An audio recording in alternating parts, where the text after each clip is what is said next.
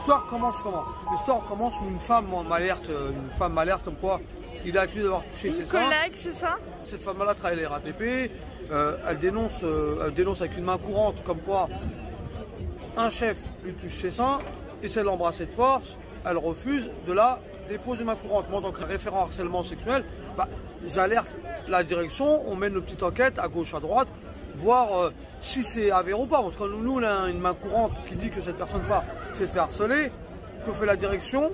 Diligence une enquête contre moi pour à la finale dire c'est du harcèlement moral. Ce cabinet qui est payé par la RATP pour monter un dossier à charge pour harcèlement moral.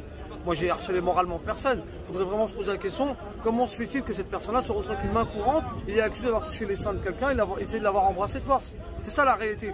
Et en plus, il faut savoir qu'il lui a envoyé des messages où il y a comme des menaces. Il a menacé cette femme? Voilà, c'est ça. C'est-à-dire que moi, les mails que j'ai reçus de cette personne-là, il y a quand même des menaces. Il y a une main courante qui est écrit, qui est fait par un commissariat. Cette personne-là, ça va dans un commissariat pour dénoncer des faits de harcèlement sexuel. Je ne pense pas que la personne est là pour mentir. Si on va dans un commissariat, c'est qu'elle a bien subi quelque chose. Et la RATP, elle n'a pas mieux trouvé que de faire une enquête contre moi. Et bizarrement, cette enquête payée par la RATP, où on dit que c'est moi qui ai harcelé moralement un chef. Cette personne-là, je l'ai vue 4 fois dans ma vie, ou 5 fois. Je veux dire, je ne suis pas là pour harceler moralement, moi je suis là pour dénoncer des faits d'harcèlement sexuel. S'ils sont avérés, ils sont avérés, mais en tout cas, il y a une main courante contre cette personne-là. Je trouve ça bizarre que les RATP aujourd'hui décident de me convoquer en disciplinaire, et la date va bientôt tomber, je ne sais pas quand, mais d'ici la semaine prochaine, pour m'accuser d'harcèlement moral. Je suis déjà comme la voix de plusieurs femmes dans la RATP sur du harcèlement, des propos sexistes. On se bat à la RATP pour ça, parce que je suis référent harcèlement. Alors je dénonce ça, et je me retrouve moi pour harcèlement moral. Et c'est pour ça que la direction, c'est toute une cabale qui est faite contre moi pour dire ce mec-là, il faut lui faire fermer sa bouche.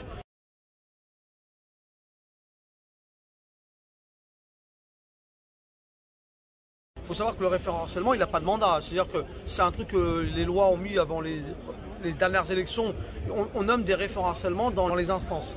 Moi, bon, je dirais que j'ai un mandat d'élu de la SCCT et en même temps on m'a donné le mandat de référent harcèlement parce que moi j'ai la cause des femmes, voilà, je me bats beaucoup à la RATP pour les femmes enceintes, pour les arranger sur leurs horaires, parce qu'une femme enceinte on sait que c'est un peu compliqué quand elle a son enfant pour avoir les horaires, et là moi je me bats beaucoup pour les femmes dans l'entreprise, et ça les RATP je pense qu'arrive à un moment donné elle en a marre de moi parce que je dénonce réellement ça.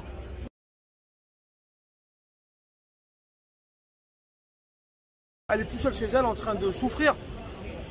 Oui, personne n'a pris le temps de parler avec elle. Et on voit que personne, elle n'est pas inquiétée parce que c'est moi qui est inquiété sur du harcèlement moral.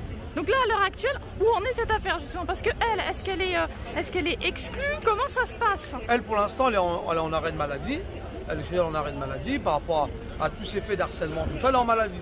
Et moi, je me retrouve bientôt en disciplinaire parce que j'ai dénoncé. C'est quand on voit l'affaire Pierre Ménez et on voit comment ça a été dur de dénoncer parce que c'est comme des femmes journalistes qui peuvent avoir pignon sur rue et pouvoir tout dénoncer. On voit comment c'est super verrouillé. C'est-à-dire que moi, je félicite ces femmes courageuses en montant ce reportage-là.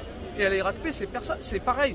Dénoncer des faits d'harcèlement sexuel, ça peut se retourner contre les personnes et on sera attaqué. Parce que et là, moi, par rapport à Pierre Ménez, on voit bien que ça a fonctionné parce que médiatiquement, ils ont bien médiatisé l'affaire.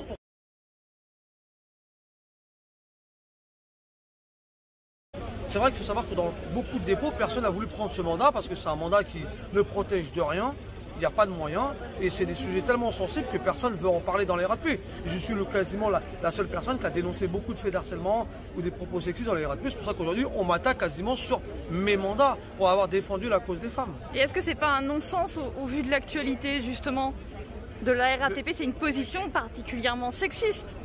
Mais bien sûr que les RATP, normalement, leur aurait dû me donner une médaille pour avoir dénoncé ces faits-là. Non, elle me colle leurs meilleurs avocats pour me faire passer en disciplinaire pour harcèlement moral. Et ça, normalement, c'est vrai que ça, c'est des affaires comme ça, il faut les médiatiser, comme on va le redire, comme l'affaire Pierre Ménez. C'était pas passé à la télé, mais ces femmes qu'il a embrassées sur des plateaux ou touché les fesses, mais on l'aurait jamais su. Ces femmes-là, c'était des femmes guerrières, ils n'ont pas lâché l'affaire. Aujourd'hui, on voit que ça aboutit à quelque chose. Et à la RATP, ouais, le fait que je dénonce ça, c'est moi qui ai attaqué.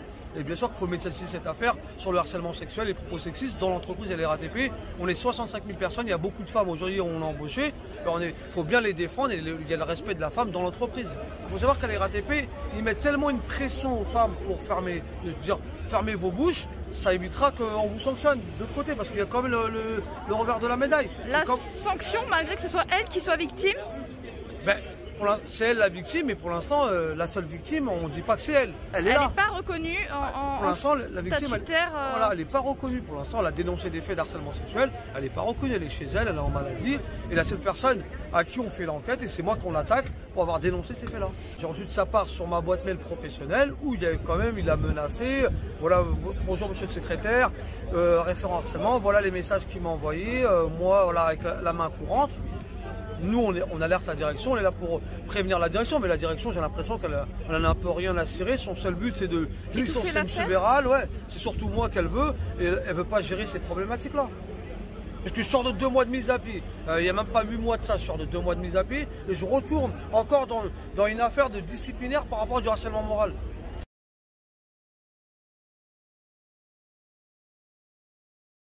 Bien sûr que les collègues de la CGT, ils m'ont soutien. Et quand même, la CGT, c'est un gros combat. Le harcèlement sexuel, le sexisme, c'est pas que la CGT. Je veux dire, même sans étiquette, moi je sais pas. Si tu as une sœur, tu n'aimerais pas entendre qu'il y a un mec qui lui a touché les seins ou il l'a violée. Combien de femmes va déposer des plaintes ou des mains courantes au commissariat et après, un an après, on entend que son mari l'a buté. Ah, après, ils vont dire. Ah oui, c'est vrai, elle avait déjà dénoncé, mais qu'est-ce qu'on a fait pour ces femmes-là? À chaque fois, on fait rien, mais on va pleurer quand ils vont se faire tuer. Et on le voit. À un moment donné, moi je suis là pour dénoncer ça et c'est ça qui plaît pas à la RATP, c'est tout.